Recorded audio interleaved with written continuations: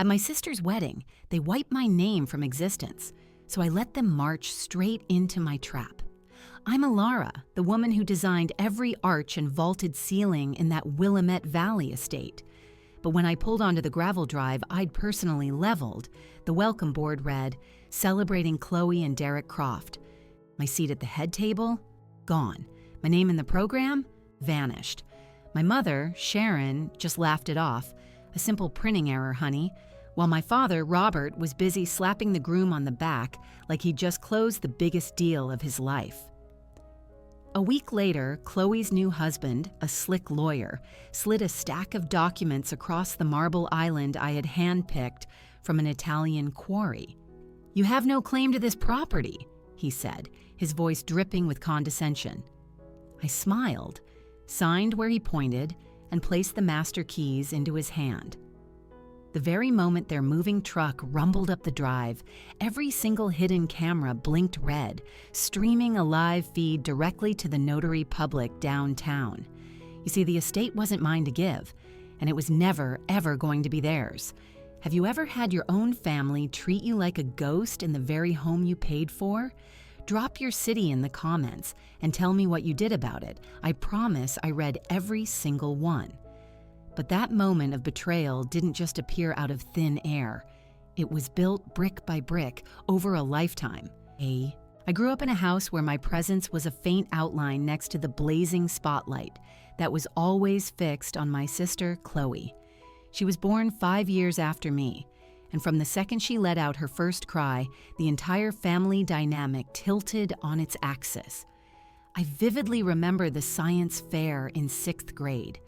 I'd poured weeks into building a working, solar-powered water pump. It was a humble creation of cardboard, plastic tubing, and a tiny motor I'd bought with months of saved allowance. The judges loved it. They gave me the first place blue ribbon. But when my mom, Sharon, came to pick us up, she barely glanced at my project rattling around in the back of the car. Chloe, on the other hand, had slapped some glitter and stickers onto a poster about endangered frogs. For the entire drive home, Sharon couldn't stop gushing about her little artist. My blue ribbon was shoved into a junk drawer. Chloe's poster was proudly taped to the refrigerator for the next 6 months. My dad, Robert, coached Chloe's soccer team every single Saturday, always showing up with a bag of orange slices and a booming, encouraging voice for her and her teammates. My track meets? He missed almost all of them, usually citing a deadline at work. But then I'd see the photos later, him on the sidelines, his arm wrapped around Chloe after she scored a goal. The one time I broke the school's 400-meter record, my phone buzzed with a text from him. It just said, "Proud of you, kid." That was it.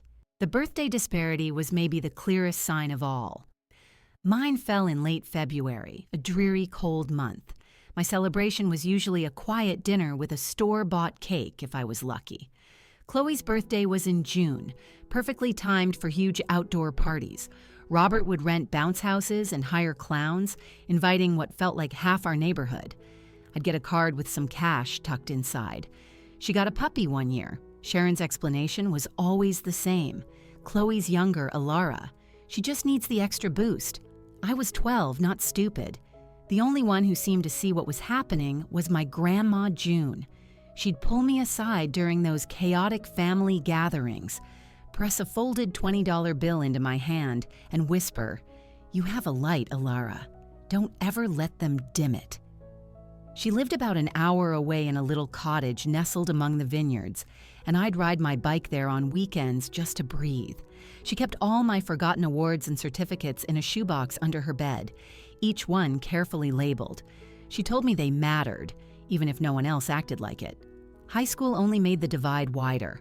I was on the honor roll every single semester. My report cards would get a brief spot on the fridge, but they were always taken down the moment Chloe's arrived. Hers might show a B in algebra, but Sharon would have it framed, praising her for the effort. My perfect scores earned me a quick nod, followed by a request to help Chloe with her college application essays. She wanted to study journalism. I was aiming for architecture. Guess which one of us got a brand new laptop to help with our studies? Prom night was the final crystallizing moment of humiliation. I'd saved up for months to buy a simple, elegant navy dress from the mall. Then, at the last minute, Chloe decided she wanted to go too. Sharon immediately took her on a shopping spree, dropping over $600 on a glittering, sequined gown. In the photos she took that night, Chloe was perfectly centered, radiant. I was half cut out of the frame. Robert posted one online with the caption, "My princess, off to the ball." There was no mention of me at all. The college application process turned almost hostile. I earned a full scholarship to the University of Washington's prestigious architecture program. I was their top applicant that year. My mother cried, but not for me. She was crying because Chloe had been waitlisted at her second-choice state school. My acceptance celebration instantly turned into an emergency session to draft appeal letters for my sister. My dad even had the audacity to call my academic advisor and ask if I could defer my admission for a year to support the family. That was the last straw. I packed my bags and left for campus a month early. Grandma June slipped me gas money, gave me a knowing wink, and told me to go build something beautiful. One holiday, I came home and proudly presented my first freelance check, $3,000 for redesigning the lobby of a historic building. I thought, finally, this is something they can't ignore. Sharon took the check, smiled, and used it to buy Chloe a complete set of podcasting equipment. Robert just patted my back and said, "That's nice, honey. Your sister is building something really big." I pretty much stopped visiting after that. The phone calls became infrequent. Chloe's voice was always there in the background, loud and demanding, and my parents would just dismiss it as her passion. The year Grandma June passed away, she called me the week before. She left me her cottage, that quiet little plot of land by the grapes. No one in the family contested it. They said it was too modest for them. I sold it, and that money funded my first major solo contract. The very same month, Chloe got engaged. Sharon was already planning the wedding before I even knew the groom's name. It was the same old story. I laid the foundation, and Chloe got to live in the spotlight. Fast forward to my late 20s. I finally secured a position at a respected design firm in Portland. The daily commute from the outskirts of the city was a beast, taking nearly 2 hours each way. But the salary made the relentless traffic worth it. I started at the bottom, a junior drafter spending my days correcting red-line blueprints for commercial interiors, soulless retail spaces, and generic office lobbies. My nights and weekends became a blur of drafting tables and lukewarm coffee. My first real opportunity came when a boutique hotel chain decided to expand into the Willamette Valley. They wanted a flagship property that felt luxurious but unpretentious, something that blended with the natural beauty of wine country. I threw myself into the pitch, proposing a design that merged rustic, reclaimed wood beams with vast expanses of modern glass, creating open courtyards with fire pits and views that would sell out rooms on their own. The partners were impressed enough to make me the lead architect for the site, a sprawling 40-acre parcel covered in old-growth vines. The construction was a nightmare from the start.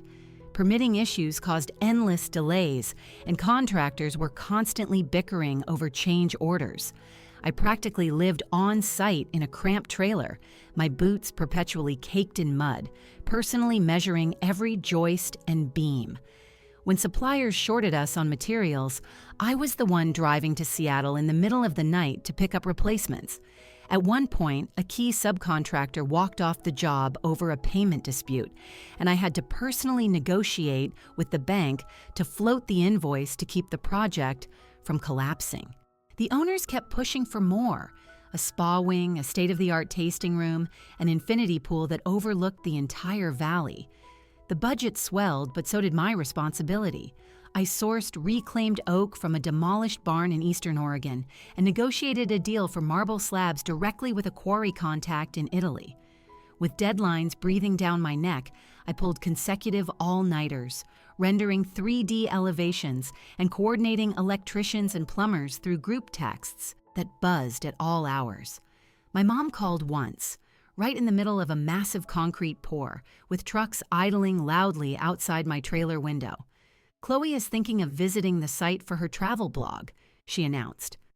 I muted my phone, yelled instructions about rebar spacing to the foreman, then unmuted and told her the access roads were completely torn up. She just sighed. You're always so busy, Alara. Click. The project wrapped 6 weeks late, but, miraculously, under the revised budget. The grand opening weekend sold out within hours. Critics and guests raved about the seamless transition from the lobby to the vineyards, the way the golden hour light filtered through the halls. The firm hosted a launch party in the grand hall I had designed, with local Pinot Noir flowing freely. The senior partner shook my hand and discreetly slipped me an envelope. Inside was a bonus check for $150,000. I just stared at the number in my quiet apartment that night, my takeout dinner growing cold on the counter. It was enough. It was enough to change everything. I could almost hear Grandma June's voice in my head, build something that lasts. My mom had been complaining for years about their cramped condo, the leaky roof, the nosy neighbors. I pictured a place where she could finally host her bridge club, where Dad could have a proper grill without setting off the smoke alarms. The following week, I met with my lawyer, Isabel. She was a shark who specialized in real estate trusts and knew exactly how to shield assets from opportunistic family members. Set it all up under an LLC, she advised, sliding the forms across her polished desk. We created Cedar Creek Holdings, LLC, naming it after an old college friend who'd moved to Arizona. Zero connection to my family. The property title was in the company's name, and the operating agreement, which was ironclad, named me as the sole manager. The land search began immediately. I found a perfect hillside estate in the valley, complete with existing Cabernet vines and a dilapidated old manor house that was just begging to be reborn. I used my bonus as the down payment and secured a construction loan against the property's future equity. Isabel handled all the paperwork, ensuring the deed was held by the LLC with no personal liens against my name. The design became my obsession. I envisioned a modern chateau inspired by Provençal farmhouses, with a stone facade and terracotta roof tiles. I designed wraparound terraces to catch the sunset over the vines, guest suites for visiting relatives, a chef's kitchen that my mother had always dreamed of, and a wine cellar for my dad.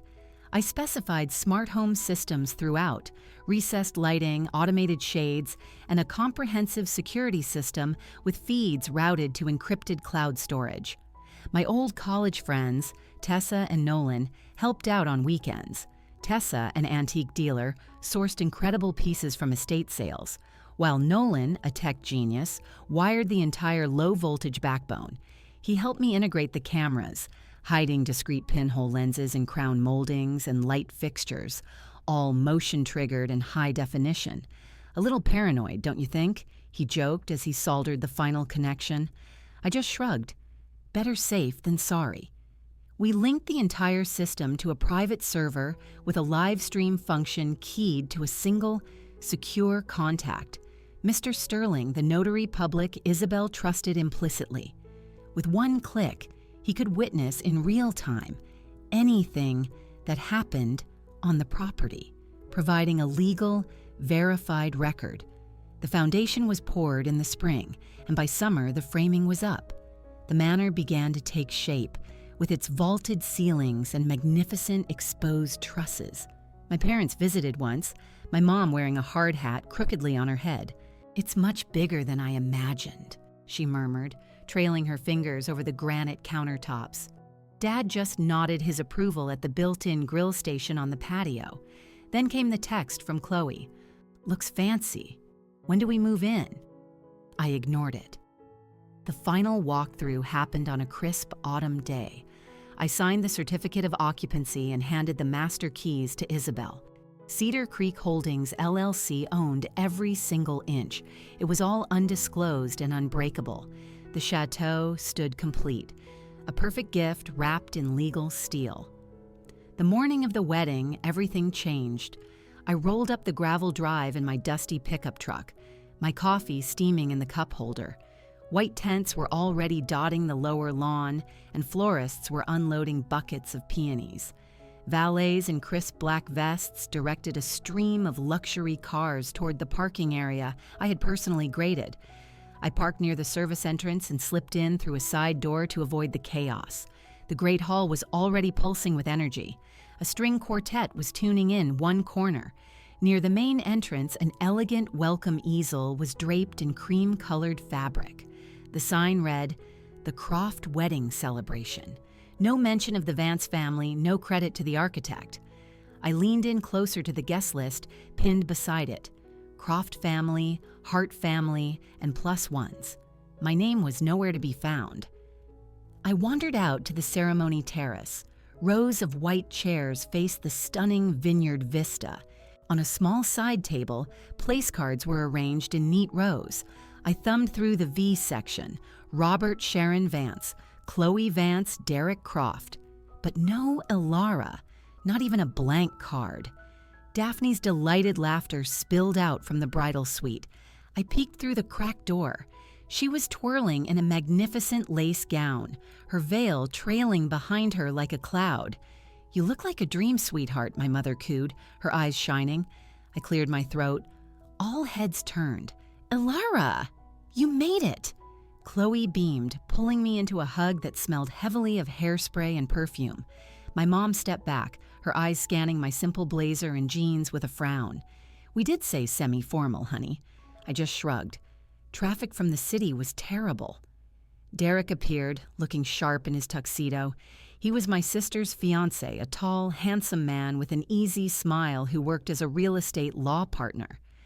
"Heard you built this place," he said, shaking my hand a little too firmly. "Incredible spot," I just nodded. "Glad you like it." A stack of wedding programs sat on a nearby console. I picked one up. The cover read, "Daphne and Derek, joined in matrimony." Inside, there was an order of events, but no family acknowledgments. The line for venue provided by was simply left blank. The wedding coordinator, a frantic woman with a clipboard, rushed over. "Family photos in 10 minutes by the Olive Grove," she announced, then scanned her tablet. "Sharon, Robert, Chloe, Derek. That's everyone, right?" My mother nodded. I opened my mouth to speak, but the coordinator was already rushing away. When the ceremony began, I found a seat in the very back row, partially hidden by a large stone pillar. The music swelled and Chloe appeared on my father's arm. Vows were exchanged, rings were slipped onto fingers, and the kiss was sealed with a wave of applause. At the reception in the grand hall, the head table was on an elevated platform. It seated Chloe, Derek, our parents, and the bridal party. I eventually found my assigned spot at table 14, in the far back corner, right next to the noisy kitchen doors. My place card just said guest, not Elara Vance. During the toasts, the best man joked about Derek's golf swing. The maid of honor cried about their childhood sleepovers. My father raised his glass to my daughter and her perfect match. Singular. My mother followed, her voice thick with emotion. "Watching Chloe grow into this day has been the purest joy." I just sipped my water. Later, my mom found me near the bar. "Isn't it just beautiful?" she asked, gesturing at the lanterns and the glowing vines. I nodded. The program didn't have my name on it. She waved her hand dismissively. "Oh, that was just a printing error, honey. A vendor mix-up." I pointed toward the entrance. "And the welcome sign?" She frowned. "Well, they must have just assumed Croft covered all of us." My dad joined her, draping his arm around her shoulders. "Don't make a scene, Elara. This is Chloe's day." I excused myself and stepped out onto the terrace. I overheard two cousins whispering by one of the fire pits. "I heard the venue was a gift from her parents," one said. The other added, "No, I heard Derek close the deal himself. Smart guy." No one corrected them. I slipped away to the parking field and sat on the tailgate of my truck, watching the stars burn brightly over the hills. My phone buzzed. It was Isabel. "Everything set on your end?" I typed back. "More than you know." A week after the wedding, my phone lit up with my mom's name. "Chloe and Derek are back from their honeymoon," she said, her voice breathless. They want to meet at the chateau to talk about moving in. I saved the file I was working on and grabbed my keys. I arrived first, unlocked a service door, and disabled the primary alarm system. I was brewing coffee in the cavernous kitchen when I heard tires crunching on the gravel outside. Chloe burst in, tanned and glowing. "Alara, this place feels even better without all the wedding chaos." Derek followed, a briefcase in his hand. My parents trailed behind them, carrying takeout bags from a local deli. We all gathered around the massive marble island. Derek cleared his throat. "All right, let's get straight to it. The families agree this should be our primary residence. Chloe and I will take the master wing, and your parents can have the guest suites downstairs." My dad nodded. "Makes sense. It's close to everything." My mom was already scrolling through her phone. "I've already pinned some ideas for a new kitchen backsplash." I took a slow sip of my coffee. It's not quite that simple. Derek slid a folder across the cool marble. "Actually, it is." Inside was a pre-filled quitclaim deed, transferring the property from Cedar Creek Holdings LLC to Derek and Chloe Croft as joint tenants. My name was typed neatly on the line for the grantor. "Look," he said, leaning back, "we appreciate you building this, but the title is a bit of a gray area. Everyone contributed ideas. This just clarifies things. No hard feelings." Chloe chimed in. "And you can visit anytime you want." My mom patted my hand. "It's for the best, honey. You're always so busy with work anyway." I flipped through the pages. Tucked inside was a forged LLC resolution, complete with fake minutes from a board meeting where I had supposedly voted to transfer ownership. Isabel had warned me they might try something like this. "Just sign here," Derek said, tapping a pen on the signature line. "And we're done. The keys stay with us." I widened my eyes in mock shock. "You're serious?" My mother sighed. "We all talked about it, Alara. Our condo is just too small now." I looked at their expectant faces, the cameras dormant, the trap waiting. Fine, I thought. I exhaled slowly. Okay, if this is what everyone wants. Derek's eyebrows shot up in surprise. Chloe actually squealed with delight. I took the pen and scrawled my name across the signature line. My mom beamed. "See? Family sticks together." Derek pocketed the papers. "Perfect. The notary will seal this tomorrow." I reached into my bag, pulled out the heavy master key ring, and placed it squarely in his palm. "Congratulations on the new house," I said, my smile fixed, my eyes steady. Chloe hugged me tightly. "You're the best sister ever." As they chattered excitedly about furniture deliveries and changing the alarm codes, my pulse remained perfectly calm. I walked them to the door and watched their SUV disappear down the long drive. The moment I was gone, the trap snapped shut. The second the front door clicked open, motion sensors awakened every hidden lens. Derek entered first, followed by Chloe with her rolling suitcases. My parents came next, their arms full of boxes labeled kitchen. Movers in gray uniforms began carrying in furniture. "Home, sweet home," Chloe chirped, twirling in the grand foyer. Derek was already on the phone. "Change the locks today," he ordered someone. In the corner, a technician from his preferred security company was already kneeling by the main panel, replacing the cylinders. The pinhole cameras in the ceiling beams and air vents flared to life, their tiny red lights unseen. The encrypted, tamper-proof feeds split, streaming simultaneously to Isabel's laptop in her Portland office and to Mr. Sterling, the notary, downtown. The timestamp rolled in the corner of the screen. Suddenly, the large wall in the great room flickered on. A projector I'd wired for architectural presentations displayed the real, legally recorded deed, Cedar Creek Holdings LLC to the Willamette Youth Foundation, filed 3 months prior. The notary's official seal was clearly visible. Then Isabel's voice, crisp and clear, came through the integrated ceiling speakers. "This is legal counsel for the Willamette Youth Foundation. You are currently trespassing on charity property." Derek froze. "What the hell is this?" Chloe shrieked, dropping a box. Sharon clutched Robert's arm. "Turn it off." The technician fumbled with the panel, but the code was rejected. Deadbolts slid home, locking them inside. Mr. Sterling's face appeared on a picture-in-picture feed. "I hereby certify this live stream as an official record," he stated calmly. "Any occupation of this property without the express consent of the charity's board constitutes unauthorized entry." He held a duplicate of the deed up to his camera, the ink still looking wet. Derek yanked the quitclaim deed from his briefcase, waving it frantically at a camera. "We have a signed transfer," Isabel's voice cut through his panic. "That document is based on a forged corporate resolution. A quitclaim from a non-owner is legally void."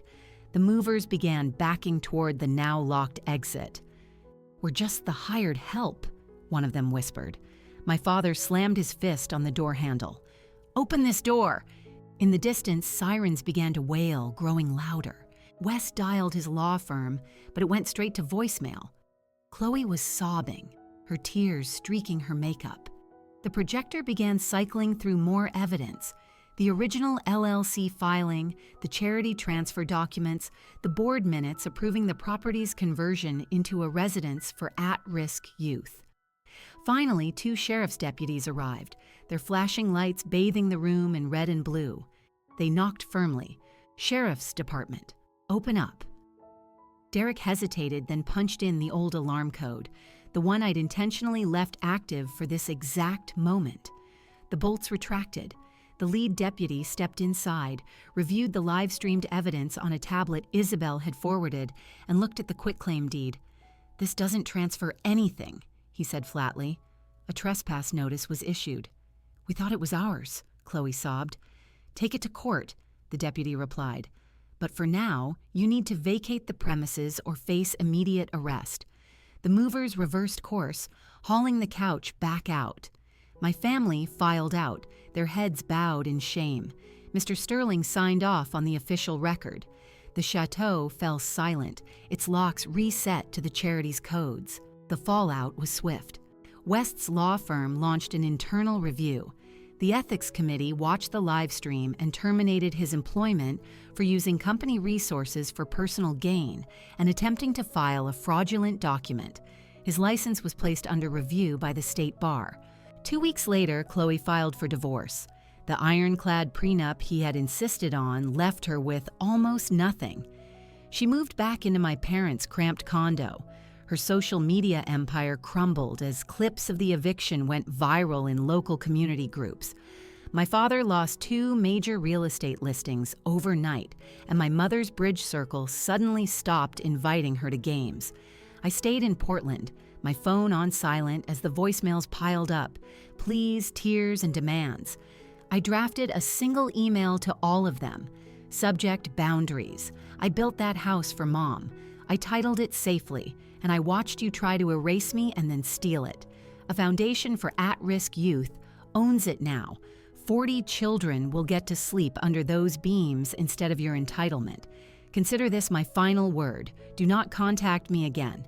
I blocked their numbers and muted their accounts.